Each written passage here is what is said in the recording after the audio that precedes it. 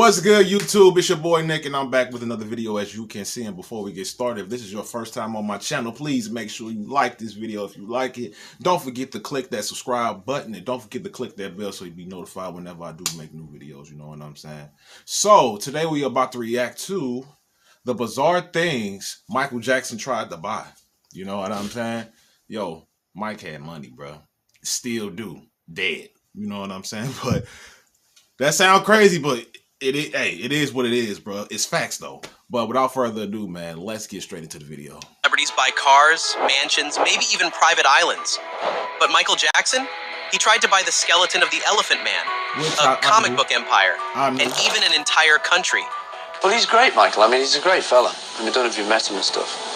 He's always say, Mike, look, plugging you, see? You need it. But he's a nice fella, you know. He's a good fella to be around, and he's talented. Yeah. And so, what more do you want? To the world, it sounded insane. But to Michael, it all made sense. These weren't just expensive purchases.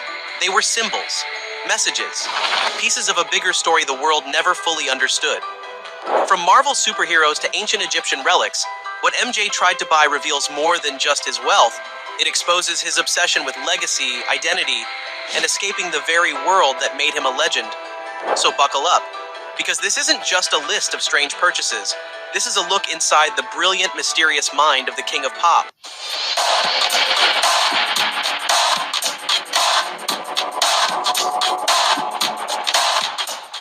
The Elephant Man's bones. In the 1980s, news broke that Michael Jackson had offered $500,000 to buy the remains of Joseph Merrick, better known as the Elephant Man. The media exploded. Tabloids labeled him a freak. Headlines screamed, "Wacko Jacko wants bones!" And just like that, the rumors took on a life of their own. But what no one stopped to ask was why. Joseph Merrick wasn't just a medical oddity. He was a man tormented for the way he looked, put on display, mocked, and treated like a monster. Michael connected with that. Behind the fame, MJ felt the same isolation, the same judgment. He once said he saw himself in Merrick. Both were misunderstood. Both were turned into spectacles. The deal never went through. The hospital refused to sell the remains, but the damage was done. From that moment on, the public began painting Michael as strange, even though all he wanted was understanding. And if you think that's bizarre, his next move would take things from emotional to unbelievable. Marvel Comics. What if Michael Jackson had bought Marvel? That almost happened. In the late 1990s, MJ wasn't just thinking about music. He had his eyes on a different kind of empire. Marvel Comics was struggling at the time, and Michael saw an opportunity. Real, bro? He wanted to buy the entire... Bro, was that Bro, was that real, though? I would like to see that. 1990s, MJ wasn't just thinking about music. He had his eyes on a different kind of empire. Bro, was that Marvel real? Comics was struggling at the time.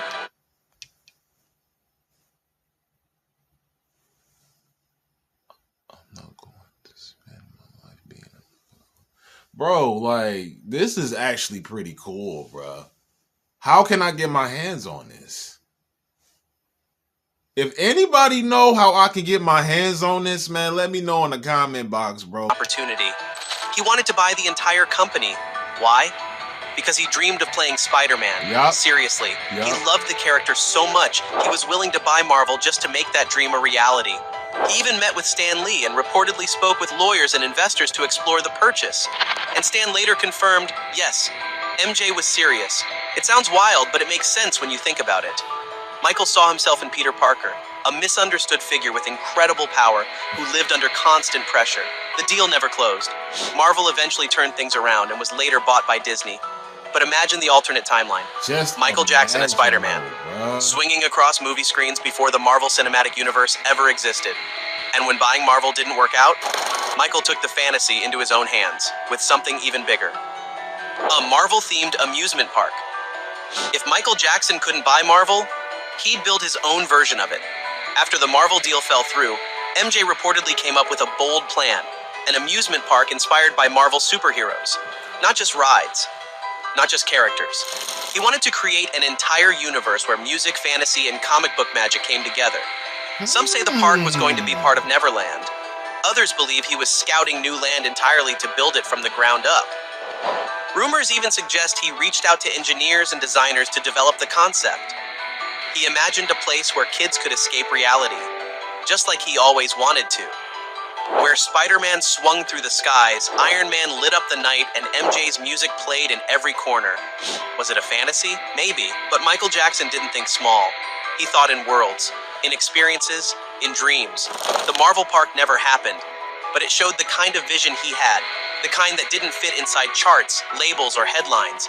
And if you thought he was done building dreams, just wait until you see what he actually invented. The anti-gravity patent. Michael Jackson didn't just dream big, he turned dreams into reality. Literally. In 1992, MJ was granted a US patent for something no other pop star had ever done. A shoe that made it look like he was defying gravity. You've seen it in Smooth Criminal, that iconic lean where he bends forward at an impossible angle. Most thought it was just a trick of the stage, but the truth? It was science. MJ's patented shoes had special slots in the heels. On stage, pegs would rise from the floor and lock into place, anchoring him down just long enough to pull off the move. It wasn't CGI, it wasn't camera tricks, it was innovation, pure and simple. This was more than a dance move. It was a symbol of how far he'd go to create magic no one had ever seen before. He didn't just want to impress people, he wanted to make them believe the impossible was real. And just when you think his ideas couldn't get any wilder, Michael set his sights on something much, much bigger. Buying a country in Africa. Yes, you heard that right. There was a time when Michael Jackson reportedly looked into buying land in Africa, maybe even an entire country. And it wasn't just a rumor. In the early 1990s, MJ visited several African nations, including the Ivory Coast, where tribal leaders crowned him a ceremonial king. They called him King Michael. He wore traditional robes and was even given land as an honorary gesture. But behind the ceremony was a deeper plan. Michael was exploring the idea of creating a new kind of sanctuary, a place away from the cameras, the lawsuits, the media pressure. Some say he wanted to build a creative paradise, a utopia for children, artists, dreamers. Others believed he was searching for peace, trying to reconnect with his roots and escape the world that had never let him rest. No official country was ever bought, but the ambition was real. Michael Jackson didn't just want to own. Bro, do you know what type of money do you have to buy a country?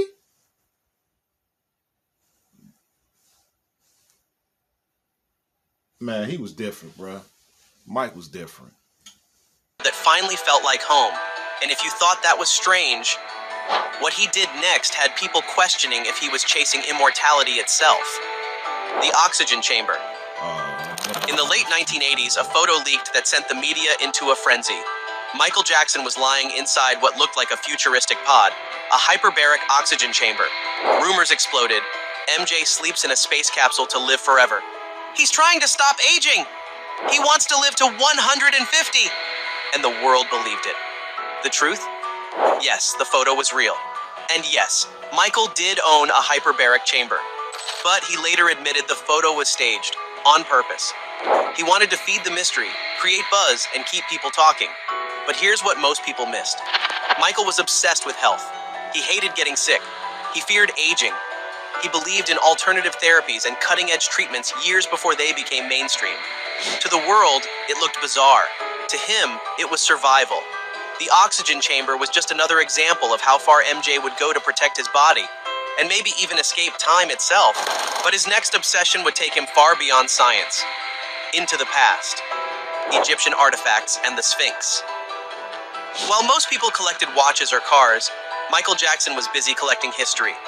Over the years, he spent millions on ancient Egyptian artifacts, statues, relics, and museum-level pieces. His homes, especially Neverland, were filled with towering pharaoh sculptures, golden sarcophagi, and hieroglyphic designs. It looked less like a mansion and more like a lost royal temple. Why Egypt? Michael was fascinated by the idea of legacy, of leaving something behind that would last forever. He saw ancient pharaohs as immortal, timeless, worshipped long after they were gone.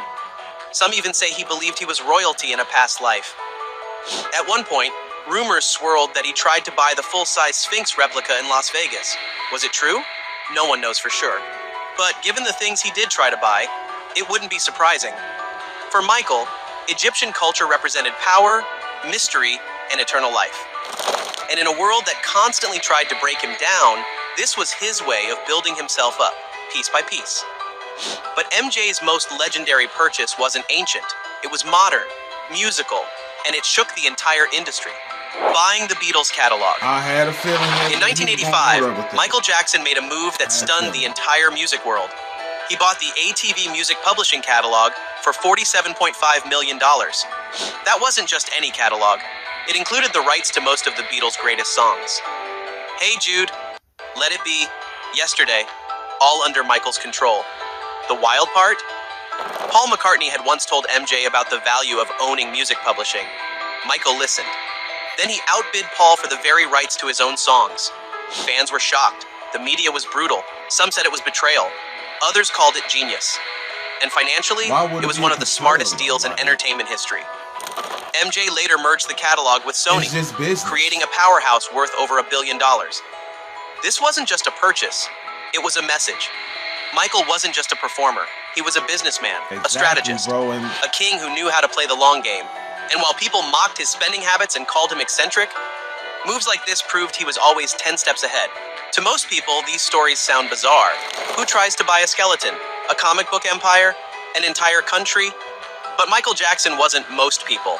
He lived in a world that never truly understood him, so he tried to build one that did. Each purchase, each rumor, each headline wasn't just about money, it was about meaning.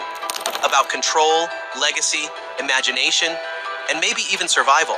Whether it was the Elephant Man's bones or the Beatles' catalog, MJ wasn't chasing material things. He was chasing identity, power, immortality. To the public, he was eccentric. But to those who really paid attention, he was a visionary. A man who dreamed louder than anyone else on Earth.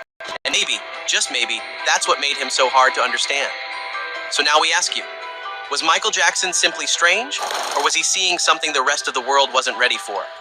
Let us know what you think in the comments. All right, man, that's the end of that video, man. But this was another great video that was put together, man. And like, people don't talk about him being a businessman as much, you know what I'm saying? Because Michael was a businessman, you know what I'm saying? Because a lot of people thought that his head was just in music and just into music and art, but they didn't think he could be a businessman.